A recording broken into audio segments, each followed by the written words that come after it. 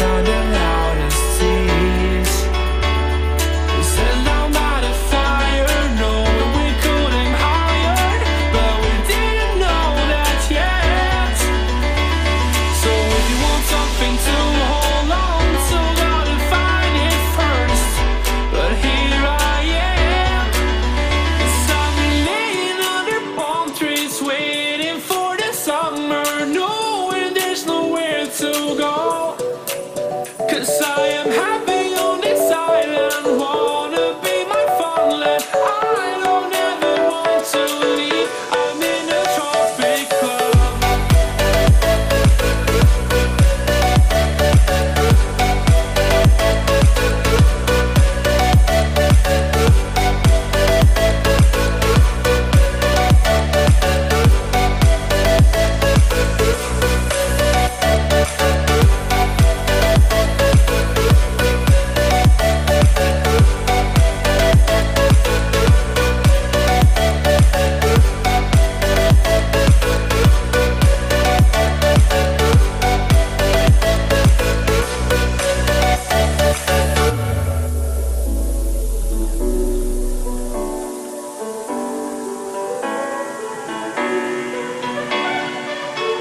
I remember the ocean, memories die out too hard.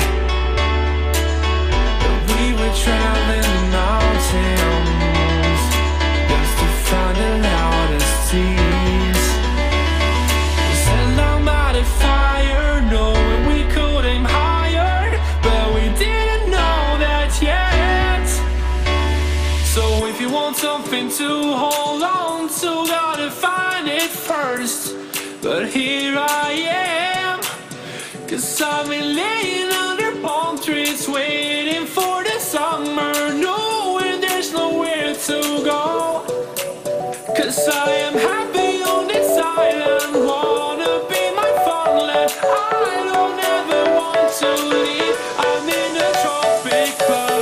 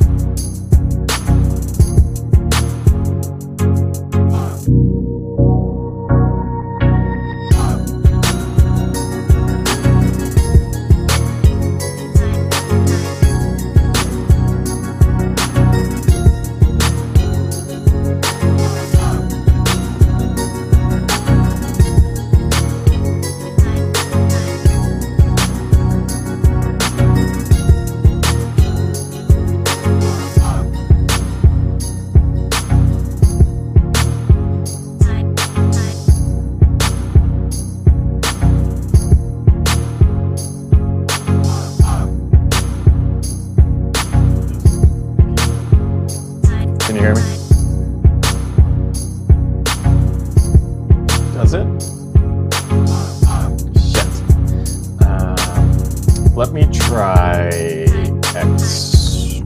Let's see what happens here.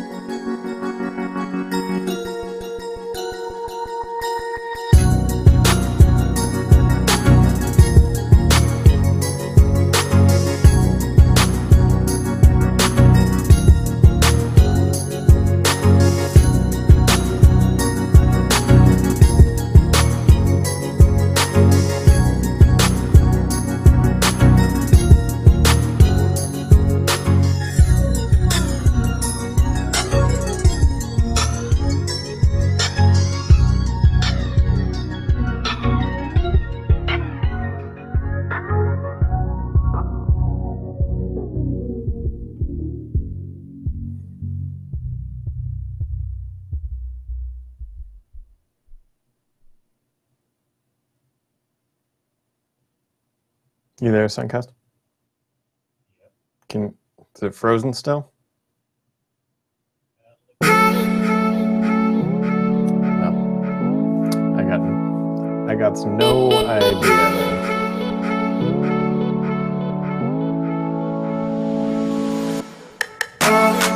Yeah, we just have to use Skype. It's the only way.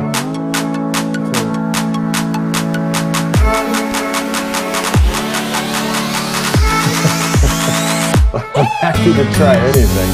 I have no idea when this is streaming.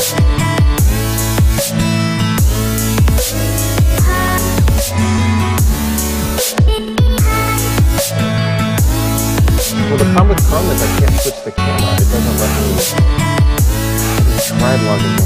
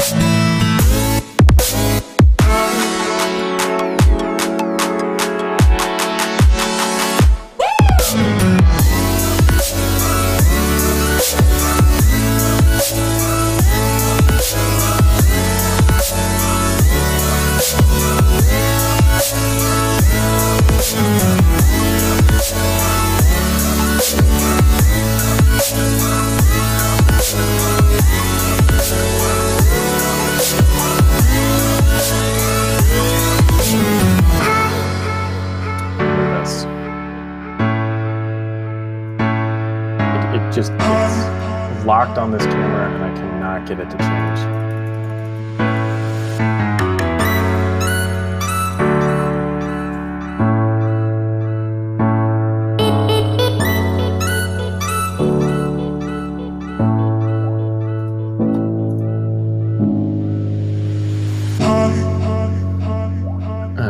Yeah, I got nothing.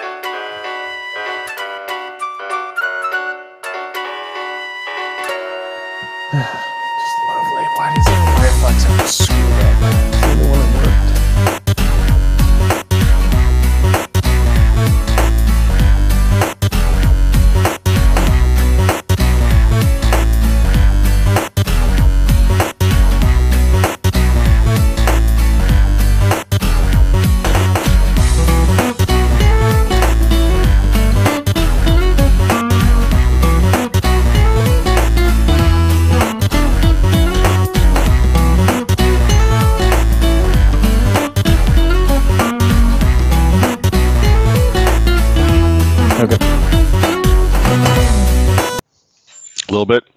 A little bit. You can't see the flowers in the attic thing that I'm sitting in right now, so it's disappointing.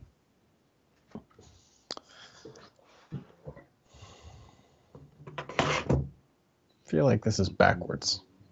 You're backwards. Am I just imagining that Suncast? If you haven't yet Suncast, if you want to push it live. Why is this? Okay.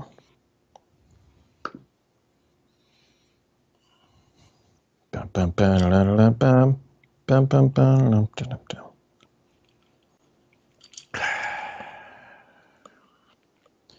Thank you for that, Paul.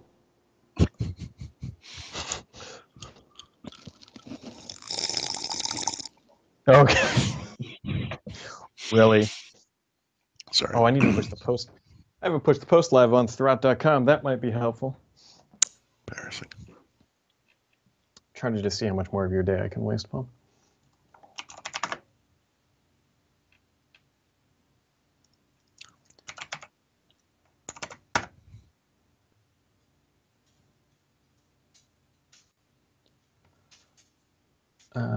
Dashboard. Why is my internet suddenly so slow, or what is going on? Why is Chrome just frozen?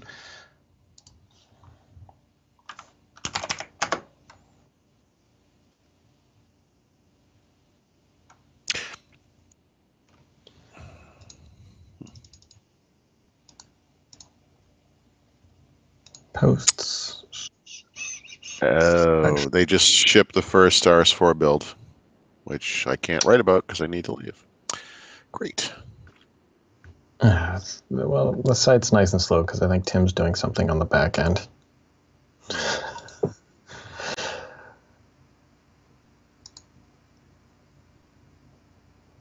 Tim, if you're listening, I hate you. And if you're not, this will be recorded and we'll send it to you later. I'm just going to publish and just play that. Did I? So the magic window just closed. Ooh, magic window. What is it? Oh, for if you're in the RS3 or whatever.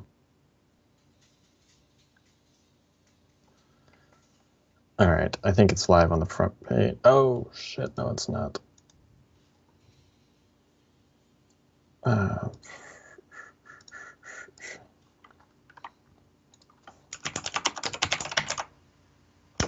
It includes new Cortana features. How excited are you about this? I got to admit, not very. Not very.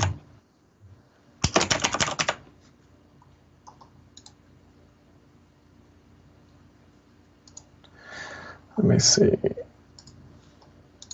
if this fixes it.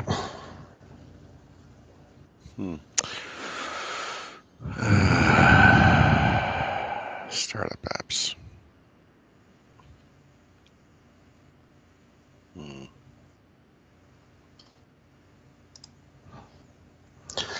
Almost ready here, folks. Assuming people are watching. Hopefully nobody is. Just kidding. We love all of you, each and every one of you. All right, I think that's good. Well, not each and every one of you, but... Yeah, I mean, I think Tina's watching specifically, not her. Okay.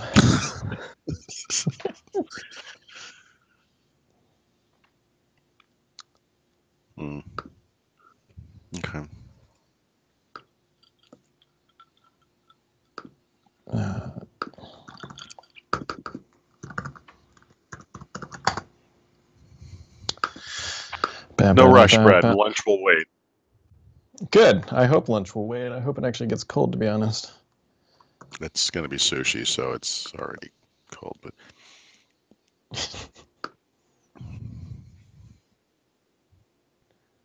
we got that image. We got this image. And Miracast is partially working, maybe. That's about the best you can hope for. I mean, let's just be honest. Let's see.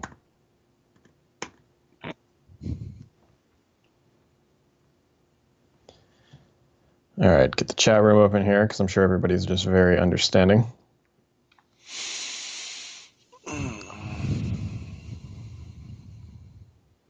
Get the show notes open.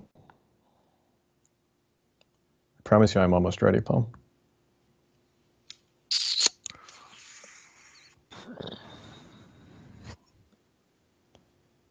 I'm just going to take a micro nap. Let me know. You know. Isn't that what you do during every show anyways? I mean, I didn't want to say it, but all right. I can actually see because I logged into the YouTube channel, so I can actually see what you're sitting at, Paul. It's very yellow, very Pittsburgh-like. Okay. All right, I'm ready. Am I actually? Yeah, I am. Unbelievable. Yep. Oh, I'm back. Anything else there, Princess? Oh boy. Suncast, What do you mean is this reading backwards? the right way for you? Yeah, it is. Oh, okay, because it's reversed for me, but that's all. That's fine. I don't matter. Brad discovers mirrors Somebody just logged in. to Windows 95. All right, let's do it.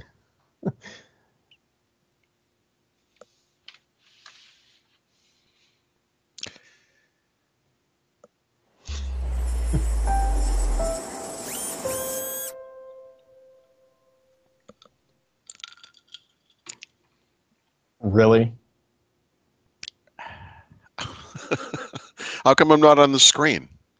Yeah, anyways. Hello, everybody, and welcome to First Ring Daily Live. Today's show is brought to you by SmartDeploy. It doesn't matter if you are deploying to 50 or 50,000 machines.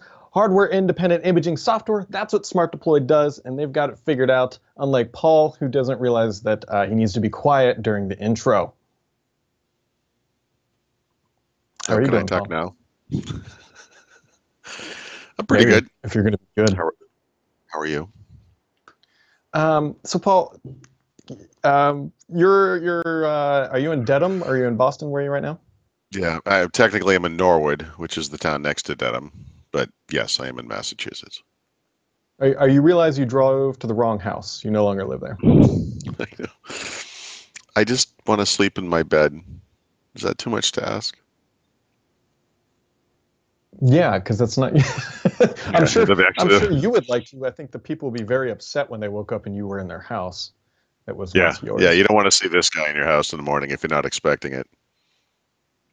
Actually, what you should have done is gone and broken in and then done it from the studio that's maybe still erected down there.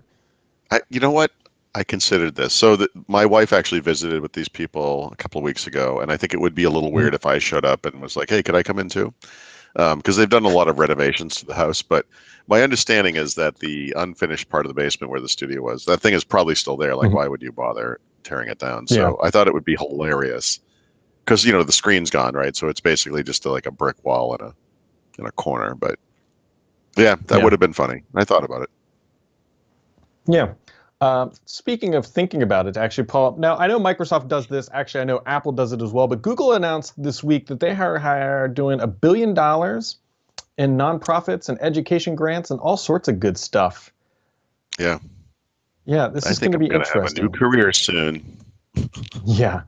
Specifically, they said they're going to give up to 1,000 employees that they hope we're going to be training 1.2 million people in digital skills. What else do they got going on? Basically, they want to help train people. They want to help bridge the gap between the digital divide, which is basically people who don't have digital skills, and kind of bring them up to speed. And Paul, do you think they are going to train these people in Office 365? Not specifically. No, I don't. But this is still, I get the competitive aspect to it, but honestly, this is necessary and it's pretty great. And let's face it, when it comes to building things in this country, these days, it's pretty much all digital. So, good for them. No, it really is. And obviously helping out anybody kind of get skills. We'll be curious. What I really want to see is just how this is going to play out, because Microsoft obviously is trying to break into education. Google, or I shouldn't say trying to break into education, trying to claw back into education. Google, at least here in the US, does very well in that market, extremely well. That's And I right. wonder if they're looking at some of the success they had in that area, saying, hey, look, we made investments in education. That's paying off. Why don't we try the corporate world now? Yeah. So. Makes sense. Yep. Paul, you wrote in the show notes that this isn't new, and I'm going to correct you. Okay, let's do it. So Microsoft, actually, Paul, while we were in New York City, put up a page, and it actually is where this image comes from. So if you're familiar with the Xbox One X and some of the holes that are in it to help ventilate, these are some of the different pattern options that they were trying. You know, you got just different squares, and triangles, and whatnot. Yep. Yeah. They said in there that the Xbox One X is the fastest selling console ever, or pre-orders ever. And that's what I assume that you were saying that has already been reported. Is that correct? Yes. Now let me look at it again. It says the console broke records and pre-order sales of the Project Scorpio Limited Edition, which is back from whatever that was, September, sold more in 5 days than any other Xbox before it. Right. They said that before. Yeah. Well, what they didn't have on the quote previously was that 5-day portion. That's what's new, is that was the time span that they were quantifying the pre-orders. And so while it's not the end of the world, at least we now know what sort of time frame they were talking in rather than just a vague fastest pre-orders ever. So, yeah. Wow, that is a really pedantic reading of that. Okay, fine. There's a part of me that kind of wants to look that up and prove you wrong, but you know what? It's not important. I do think that the stuff they're showing off in that post is actually very interesting. The way they came to the design of the new version of the console, and there's a whole thing at Microsoft around hardware. They do this a lot with Surface as well, where they kind of speak to the quality of the thing that they're building. And I was actually, if you look at some of those images, in fact, I think the one you have up or had up on the screen. Let me see. Show your screen real quick. Sorry. Anyway, the image that Brad had. There's a bit of Surface look and feel to that, right? The power button, really the way that looks. I mean, there's an interesting kind of familial thing going on that I had never really noticed before. Yeah, no, that's actually an astute observation, pedantic, one might say. As you pointed out when I looked up the finer details of a quote, you looked at the finer details of an image. But yeah, no, that's I think it's fair to say that everyone involved in what we do, whether they are content creators in the tech space or just tech enthusiasts, all share the same broken, pedantic gene. And it's the one thing that binds us together. Yeah. Speaking of things that are broken, Paul, a very nice segue here. If you're a system admin, how is your week going when it comes to Patch Tuesday? But they fixed it. It only took them like 2 days. Yeah. I'm curious how you apply a patch when you're blue screening, but okay. Yeah, that's a fair question. Also, I would be very surprised. I shouldn't say very surprised. Obviously, it was impacting people because what they told us too, and correct me if I'm wrong, because I know you have no problem doing that. This wasn't impacting people like you or I who went to Windows Update. It was people who were using Microsoft managed softwares like SCCM or whatever to deploy it to their systems. And those were the people that were getting hosed, who are the very last on the ladder of people Microsoft really wants to upset because those are only corporate customers using that software. Right. They'll be fine. It's just another Tuesday. I will say they had a nice streak going of not screwing up, but on the patches, how long has it been? It's been a while, I guess. Yeah, that's true. I mean, there's always going to be some small issues, but like this was like not letting people boot, essentially just shutting down the entire system and completely hosing it. But that is the way that the cookie patch crumbled today, Paul. Yeah. Anyways, going back to the gaming side, actually, that patch thing jumped into my head when you said the word broken. You wrote up, or you put in Thurrott now, that PlayStation VR turns 1, and they've got 1 million gamers. Is that 1 million units sold? Yeah. Is that new? I'm not 100% sure that's new. That number actually sounds familiar to me, but they just mentioned it because it's the 1 year anniversary. So. Maybe the more interesting figure there is the number of titles they have coming out over the next year. So I don't know how many are there now. I don't remember. There's some number, probably 130 or something. they highlighted, I think, 60 plus games that are coming out over the next year as well that they know about already. So in the context of VR, that's actually probably one of the most popular VR platforms on earth, I would imagine. Yeah, at 1 million units. What I was wondering is that so it's 1 million units selling at that SKU. I wonder if that actually means that they have 1 million active users using that Yeah. headset. I would say it does, because the one thing that Sony does is measure retail sales to individuals. Like, these aren't sales into the channel; they're actual sales of the devices. So yeah, I would think so. Yeah, so to that end, that very well might be the most popular VR platform. I mean, you can make the argument that, hey, there's 1 billion iOS devices. Well, only a subset of them can do AR, VR. But people who are buying that console are more than likely specifically buying it for that reason. Yeah, I mean, you and I will be looking at Windows Mixed Reality more in the days ahead, right? That platform ships publicly next week. When I got home from New York, I actually popped out my Daydream View headset and looked at it on the Pixel just to kind of reacquaint myself with where that was at. And, I kind of wonder, it's funny, Microsoft keeps talking about this thing as the next wave of computing. And I don't remember, I had this conversation with someone recently, but I don't see it as the next wave of computing. I see it as being a part of the current wave of PC computing, the current wave of mobile computing with handsets. Like, I think this is something that augments, like augmented reality, these existing platforms. Like but that was part of that Satya Nadella conversation with GeekWire the other day, where he was saying, we used to have to go and sit in a room and use a computer. Today we have to pull a phone out of our pocket before we can do anything. And the future might be this augmented or mixed reality view where you don't need to pull the phone out of your pocket. Maybe. I think the ambient computing plays a role, like the Invoke and the Echo and the Google stuff, and maybe. I mean, but right now it's kind of bulky, right? It's like a big thing you kind of pop on your skull and you strap it to your head, and you get to walk into stuff if no one's paying attention. It's kind of tough. Yeah, which begs the next question here, Paul, and I'll be curious to see if you even have an answer for this one. So what is then the VR AR killer app that's going to get people to say, okay, you know what, it is worth strapping this thing to my head? Yeah, I don't think there is one. Like, there's no word processing app that's going to take off for everybody, right? The problem with this kind of thing is that it is by definition a niche market, right? So for some people, it's going to be games, in particular games, or just games in general. For some people, it's going to be entertainment experiences. Like, it's not horrible to put on a headset and watch a movie, even if it's kind of just a 2D movie that's floating out in front of you. You have a more immersive experience. And these things are very bulky and kind of uncomfortable right now. But, in the tight confines of a plane, you could imagine wearing a smaller headset, but getting this kind of vista view of a movie, and it would make it more bearable. Like, I could picture that. Obviously, Ford and other companies have found ways to use things like HoloLens and in ways that really make sense for them. But Ford using like a HoloLens to design cars is not something that benefits a lot of other companies, so certainly not company types.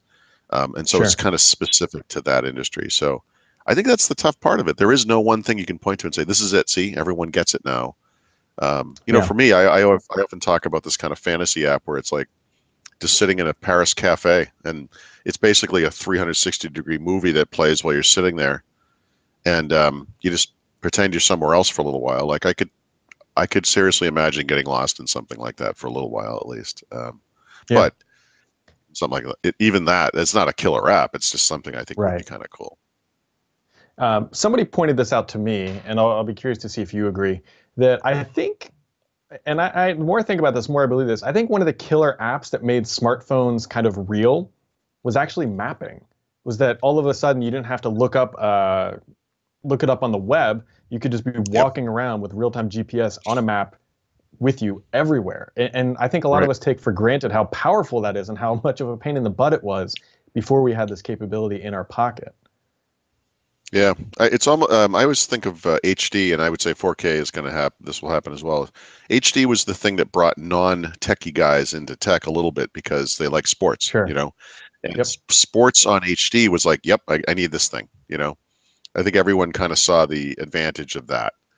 I don't think we have a thing like that for for VR or whatever, but I don't know, it's not going to be. You could do this right now, but I mean, it's not going to be that long before it's kind of mainstream to go to IKEA and with a picture of your room and be able to place. Actually, you wouldn't have to go to IKEA. You could have your room there and put IKEA furniture into the room to kind of see what it looks like, and then order it that way. You would be actually do this from your house, right? I mean, that's kind of cool. But furniture buying is one of those things you don't do every weekend. So, killer app, no, it's useful. I mean, it's useful, but so that it's funny you mentioned that app actually exists. It was one of the first launched for ARKit on iOS. I actually downloaded it. You can do exactly that. You can put a couch in your living room from anything in their catalog. Yeah, no, what I meant was, right, I know I'm sorry, I do know it's available. What I meant was that it would be like mainstream. Like, in other words, this is just, gotcha. Like the IKEA buying experience is pretty much either looking at a catalog or the website, or literally going to the store and then coming home with all the boxes. But what I mean is, like, in the future, this is a much better way to do it, because it is a really good use of this technology, because you can stand there in your room and see the room and see what the furniture, and it would scale correctly to the size of the room. Like, that solves a lot of problems. Because when we moved, we went to IKEA several times. You're sitting there looking at a bed, and you're like, "Will this fit my daughter's room?" I think so. Like, you don't really, yeah, probably, right? I mean, but that kind of thing is kind of cool. Yeah. Again, you're not going to use it every day. One of the things that might help sell VR, at least for me, and you actually kind of hit on it, you just kind of glossed over it, actually might be sports. If you've seen like anything, I think CBS does it, I'm pretty sure Fox does it, where they do this like 3D view camera stuff on an instant replay, where they'll show a guy catching it and they have cameras all around the stadium and they kind of like do a panoramic around him. It would be interesting to see if they could recreate that like live, like you watch the feed on your VR I bet that headset. would be nauseating, unfortunately, but I agree that would be amazing. Literally last night, coincidentally, I was talking to the friend who I'm staying with here. We were, the football game was on TV in a restaurant, and we were talking about this stuff a little bit. And I said, you can kind of, they had the talking heads, right? And I hate all the people. And this is a big problem in the NFL, with the exception of Tony Romo somehow. Everyone who announces anything on football games is hated. Everyone hates these people, and they're really highly paid, and they're kind of talking heads. So there's a lot of blather before the game. There's a lot of blather during the game. And I was saying to him, I think the future of this is going to be not curated is the wrong word, is a customized kind of broadcast, where you could control the angle that, like there's like a replay, and it's like, was he out at second base, or, was that a touchdown or not, or whatever the sport. And, you're kind of held to what they're showing you. And it's like, why can't you zoom in a little more? I think the ability to control that stuff, you wouldn't want to micromanage it for the whole game, but kind of choose the kind of scenes you want to see. And I also think choosing the broadcasters, like if you think about what we're doing right now, which is podcasting, there are local guys in every city area in the United States and probably around the world who know more about that sport than anybody, and know more about that team, which is really the important thing. And wouldn't it be nice if, instead of looking at Joe Buck and those other idiots that are on whatever NFL thing you're watching, you could have your local guys doing it, right? Like, kind of like people used to do, like people could still do with the radio, even though that's what I do. Delayed. Yeah, but so the problem, right? It's not, the audio doesn't sync up with what you're seeing on the TV. So there's a solution for this. Look at you. Okay, but you understand that, right? Like you could see how this it would be useful. What do you do? Yeah, the solution for that, by the way, 2 quick comments, is there are certain dark corners of the internet where you can find all the NFL streams. And so what you do is you just hit pause for about half a second, 3 seconds or so. Or whatever. Yeah. Whatever the radio delay is. Yep. And then you hit play, and then I listen to my local 700 WLW announcers, and I get the stream right in my pooter, and it's great. So one other quick thing, what you just described is pretty technical. Sorry, I just wanted to say, but bringing that capability to the guys who bought into HD just because they wanted to watch sports, right? You take something that is technology and you make it easy. I think people would pay for this, and they wouldn't have to pay for those goons that are on TV now, because no one wants to see them. No one. Right. Before we move on, one quick comment about football announcers. So it was when I think it was the Players Championship. I can't remember which golf tournament it was. It was held right outside of Seattle. It was hosted on Fox, and they chose Joe Buck to do the golf announcements. Because Joe Buck is a golf guy, and he knows a lot about golf. It was he was the John Madden of golf announcers. Well, if he hits the ball in the cup with less shots than the other guy, he's going to win. Like, it was like that type of announcements, and it was. I think this guy needs to come in under par by more than the other guys, and then maybe he'll win the game. Pretty much. Yeah. Yeah. Yep. I have so a personal vendetta against Joe Buck, but anyway. Anyways, do you work in IT? Have you ever deployed a computer? You know that process of putting a new image on a machine, whether it's ransomware, broken hard drive, whatever. You're setting up a new machine. It happens every week in any size company from 50 to 50,000. If that process is taking you more than 15 minutes, there is definitely a better way. And these guys, SmartDeploy, they've got it figured out. And they've got a faster solution than anything else out there. 47% faster than Semantic Ghost. And some even describe it as MDT for dummies. It really just takes the complexity out of the deployment process. You can learn a lot more and grab a free trial. And this isn't just like a temporary thing. They've got free licenses for Thurrott users. If you go to smartdeploy.com/Thurrott, you can go grab those licenses. They're not timed, they're lifetime. Go figure it out. Go play with them, and they'll see how they can save you some time, because that's what SmartDeploy does. They make the image deployment process a heck of a lot easier. Speaking of making life easier, Paul, we usually do on Wednesdays, for people who don't follow us every day. On Wednesdays, we usually do this question and answer thing where we ask the readers for questions, and we usually get a handful. But Paul, I have a question, and I don't know if you're going to know the answer to this, but it will make my life a lot easier.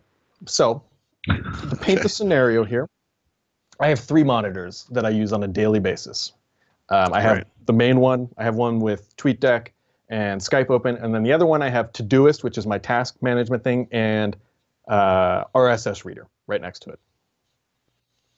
Every day when I turn my computer on, I have to reposition all those apps. I have to get them back into the spots. They never change. They're always in the exact same spot.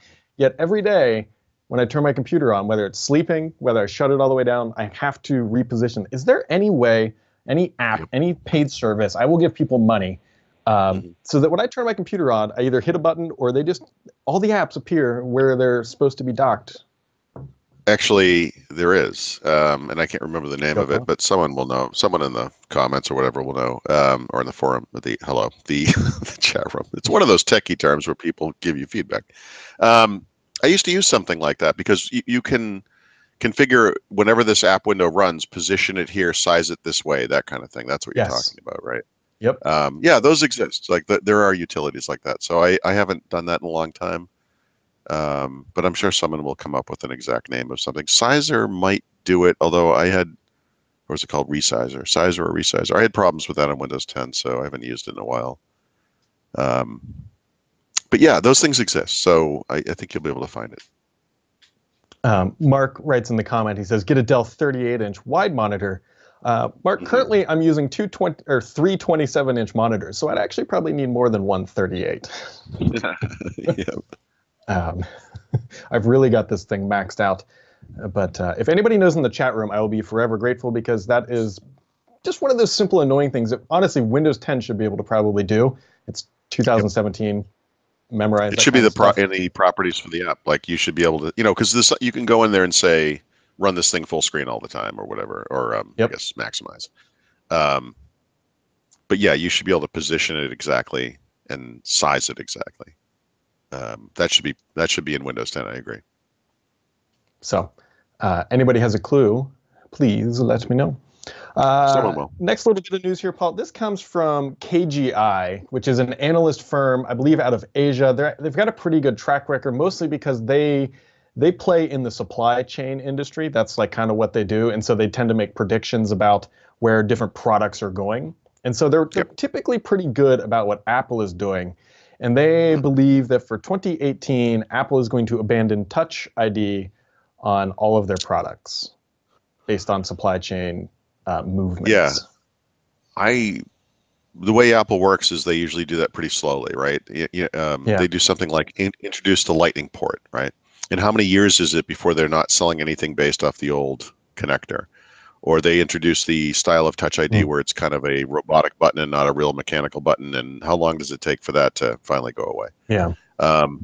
So yeah, I don't, 2018 is a little aggressive on the mainstream iPhones, but yeah, I mean, there's no doubt they're going to do that over time. That the iPhone 10 features will kind of go down market. So, actually for Apple, that would be pretty fast. I got to tell you, if they truly do get rid of the Touch ID, I might become one of those bastion people that hides in the weeds and just uses their iPhone 7 for the rest of their life. Or more than likely, that could honestly be the thing that gets me to jump to Android, of all stupid things. Yeah, I know. Well, we're all waiting for this 10 thing to come out so we can see how bad the facial recognition is. But yeah, I think we all, yeah. One of the things I really like about the iPad right now is that you can put a headphone into it. Like you don't need a stupid connector. It's actually kind of nice.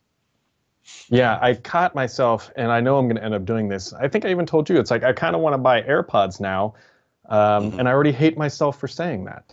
And here I am, mostly because I'm sitting in the airport, and it's like, well, I want to charge my phone, and I want to listen to music. And so like the dongle things are like $30 to be able to do both. And then it's like one other dongle that I got to frickin' take with me.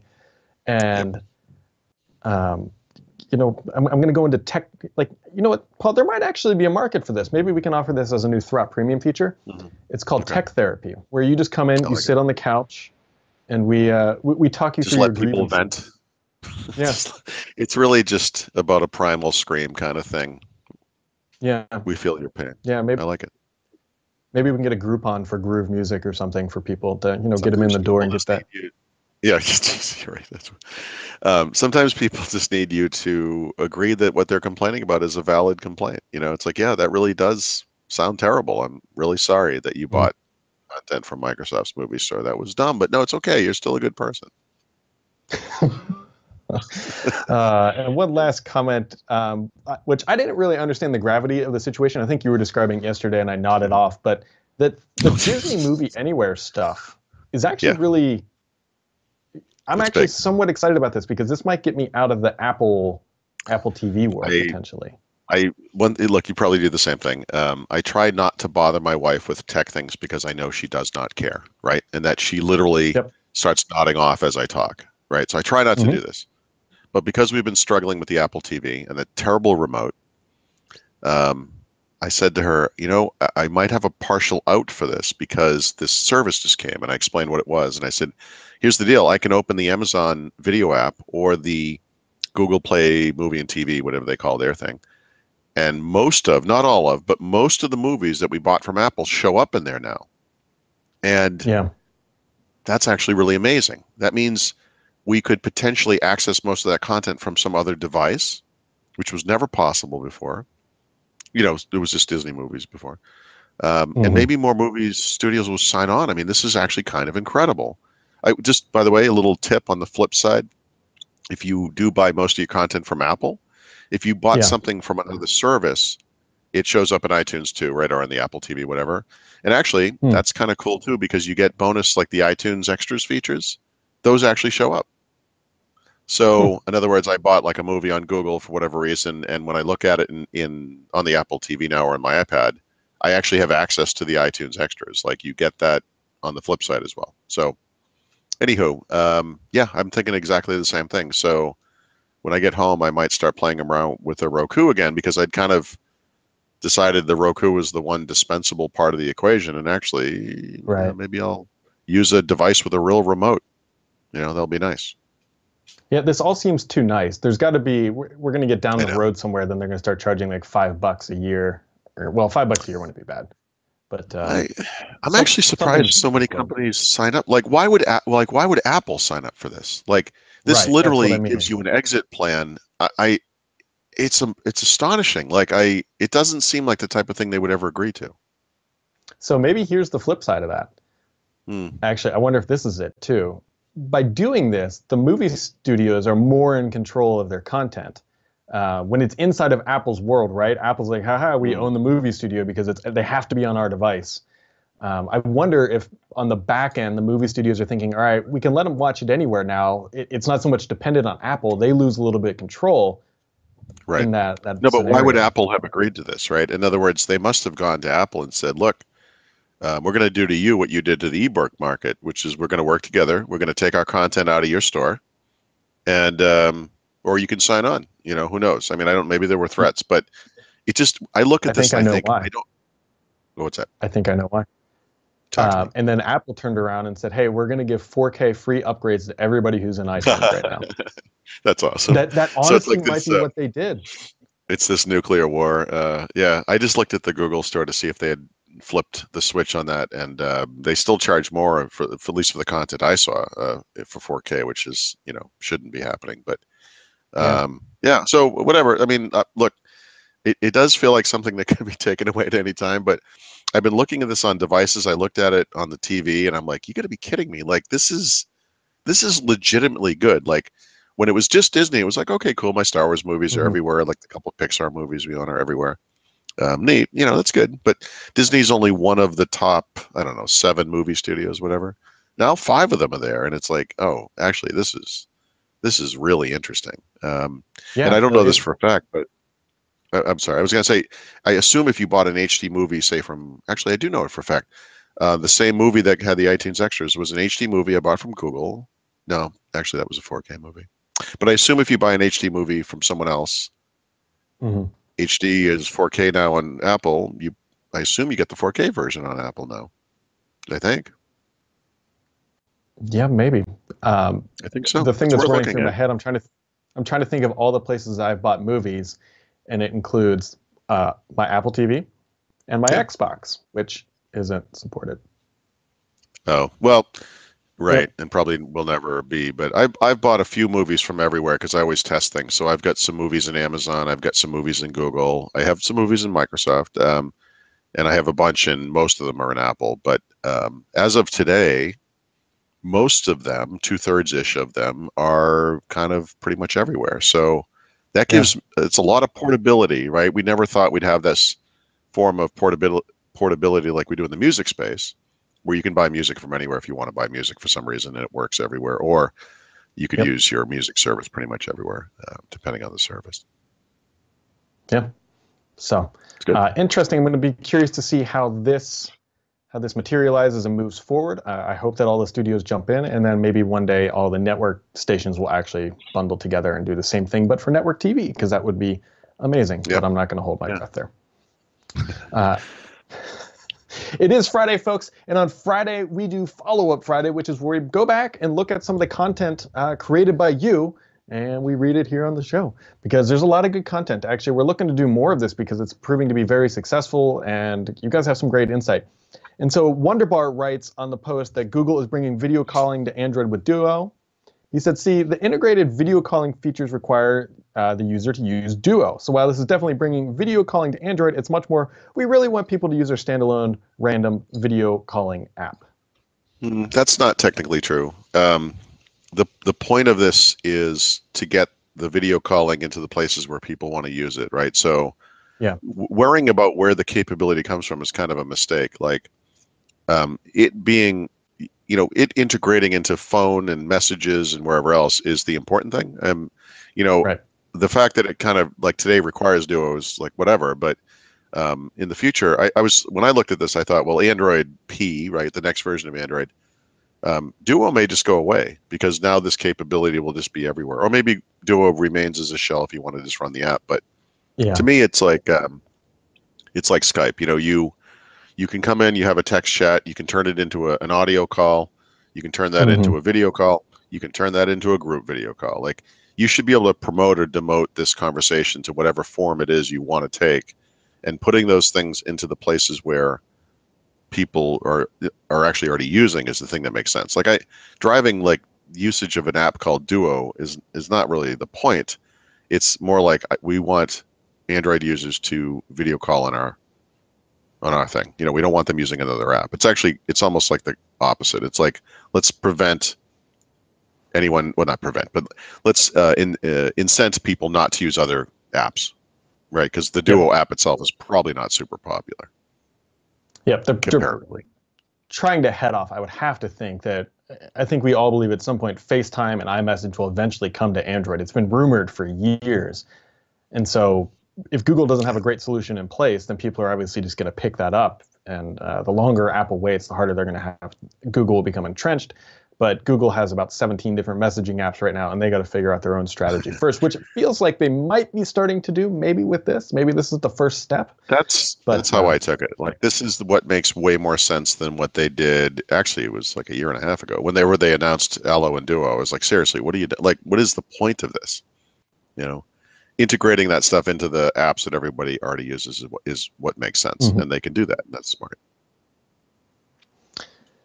Yeah. So the next comment comes from a Whispers Echo, and it's Paul, actually, on one of your premium posts where you analyze Microsoft's mobile strategy moving past the smartphone. And he is referring to Satya Nadella's comments. He says, this guy's actions have guaranteed that Windows will be irrelevant in 5 years. You can talk about the enterprise all you want, but they will move away as well, even if only 20 to 30% make the move. Combine that with consumers being non-existent, and in 5 years, you have a company struggling to survive in the cloud. With a few services hanging on for dear life, Windows and the ecosystem is dead or will be. Xbox will be sold. PC sales will drop by another 50%, and enterprise will embrace other options. That's like a post-apocalyptic bit of fiction there. So, okay, look, we all have opinions about what might happen in the future. You know, there's a couple of things here I'm not entirely sure of, like this notion that we're not going to have our own mobile platform, thus Microsoft, Windows is dead, and whatever. I wouldn't commingle those two things. I think it's fair to say that Windows faces some interesting issues in the enterprise as well as with consumers, and you kind of touched on it a little bit earlier, like with Google and Chrome going into the enterprise. I mean, that's going to be a big challenge. Windows has met these kind of challenges before, though. Linux was going to take it over. Mac's got this giant halo effect from the iPhone. Surely that's going to happen. And you see Macs out in the world for sure. But Windows is still 80-something%, whatever. The issue isn't Windows versus Chrome or not having mobile, whatever. It's just mobile is a thing, and unfortunately, that is kind of the way the world's going. So I don't see it happening very quick, but I think the most important thing that I guess I disagree with is that strategy that Nadella has outlined is the reason that this thing declines super fast all of a sudden. Like, that's not it. Like, you're faced with, you being Microsoft, are faced with this situation that is the way the world is going. And so what can you do? I mean, it's managing decline is kind of a terrible way to put it, but in a way that is what you're doing. Like, the forces that are occurring here are kind of inevitable. And so what you want to do is do what Microsoft is doing to Windows, which is promote those things that are unique to a PC form factor, that where you can take full power of the processor and the RAM and the storage and everything, and have a full-featured operating system that can serve what Microsoft now calls creators, right? Which are basically what we used to call like knowledge workers, of people who produce content or create content. Whatever. So the PC has that particular strength. I think that continues. It's just a question of how big the size of that market is compared to the rest of the personal computing market. And unfortunately, it is a small percentage. It's the way the world is. But I don't actually look at what he's doing or what Microsoft is doing and come away with a huge negative reaction to it. Like, I sort of think they understand what the future is, where the volume's going to be, both revenues and users. And it's not necessarily on this one device type. It's cloud, it's AI, it's quantum computing, it's this, machine learning. So I mean, I think we're really personalizing the decisions that Microsoft makes, whether it's something big like Windows Phone, which is a big deal, or Groove, which to me is a very small deal, but yet super personal reactions to that. People feeling like personally betrayed by Microsoft. And I've pointed out in that case, this is a platform that kept going for 11 years, guys. Like, are you serious? Like, only 7 people were using it, right? I mean, it's kind of amazing it lasted that long. And they didn't just kill it. They gave you like a way to get out, and I don't know. I don't really see what else they could do. You're not personally guess. offended that they're leaving mobile?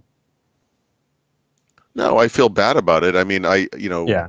we all have our sort of rationale for why what happened, and we wish they did this one thing at this one time that would have saved the company or whatever it is. But, you know, history has spoken. I mean, it's just the consumers are buying what they buy. Sorry, guys, it's the way it is. And Microsoft is approaching that. The one thing I think I wrote this in my article, the same way they've always approached things, which is pragmatically, Mm-hmm. Here's the situation. Let's deal with it. Yep. Yep. I don't really disagree. The thing that stood out in that comment is this is going to have zero impact on Azure because that's an entirely different customer base. Not to mention you can run anything on Azure. It's not tied to Windows, and that's very done specifically in case there is a future with no Windows. You don't need whatever. That's just the Azure platform. I actually think it's just quickly. I was just going to say, as far as all this stuff goes, it is kind of interesting. You look at Microsoft even 10 years ago. What's the center of Microsoft? I think everyone would have said Windows. 15 years, of course, 20 years, of course. The way that this company has evolved is kind of impressive, and I don't think they get enough credit for that. A lot of companies are good at doing one thing, and they milk it for a really long time, and they miss the next wave. They miss the next wave, and they disappear. Microsoft has absolutely missed some computing waves, but I don't think anyone thinks they're going anywhere. I mean, this is a humongous company that makes a ton of cash, and they've set themselves up for this future where it's enterprise cloud, AI. I mean, we may not like it as enthusiasts, like we want to be using our Zunes and, using our portable media centers or whatever other baloney we're all talking. But it's, the world went a different way. And look, they're still here. They're not like Polaroid, they're not like Kodak. I don't know why those are two camera examples or whatever, but a lot of companies just disappear because they can't do the next thing. And Microsoft is looking great. They're bigger than they've ever been. It's not a company in decline. Right. Yeah, I know. I mean, it's just, you have to not ignore that, Yep. What else you got going on this weekend, Paul? Well, I'm back. I'm back home. I guess I'm back in my previous home visiting friends. So we're having a get together tomorrow night. So it's just that. Spend 6 more hours in the car on Sunday. Looking forward to that. It'll be good. You gonna eat any clams while you're there? No, I don't think I am. I'm gonna have some sushi today, though. Is that not a lot of good sushi? Yeah, there's not a lot of good sushi in the Lehigh Valley, from what I can tell. I don't know what it is. The Amish just aren't into it or whatever, but I'll get my fix while I'm here. Yeah. Enjoy the mercury. Really, I love it. You always bring up mercury. Like this is the reason why I don't eat sushi is mercury. It's like I'm sure it's because it looks like creatures, but that's okay. That's That it is. I don't know what I should ask my wife what we're doing. I think we're going to a pumpkin farm this weekend, provided the weather is not atrocious. But of course you are. Why wouldn't we, Paul? Because that's what we do. We do family things, and we smile when our kid is picking out 10 different pumpkins and can't decide on which one, while it smells like horse poop. Yeah. Well, that's good. I look forward to seeing those photos of your daughter crying because the pumpkin she wanted is gone, and she changed her mind. She came back, and someone else took it. It happens. Those are true words of somebody who's been to a pumpkin farm, a pumpkin patch, I should say. My spine is already looking forward to that hayride. Nice. All right, everybody. Today's show is brought to you by SmartDeploy, IT tools to manage Windows computer made easier. That's smartdeploy.com/Thurrott. And as a reminder, we do this show every day, Monday through Friday. And we'll catch you right back here next week, and have yourselves a wonderful weekend.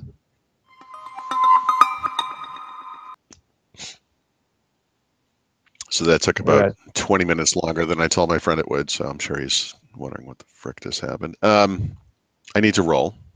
So is there any way you could write up that? No, I'm not going to roll the sushi. But anyway, I do have to go. So do you mind writing up that insider thing? Yeah. Yep.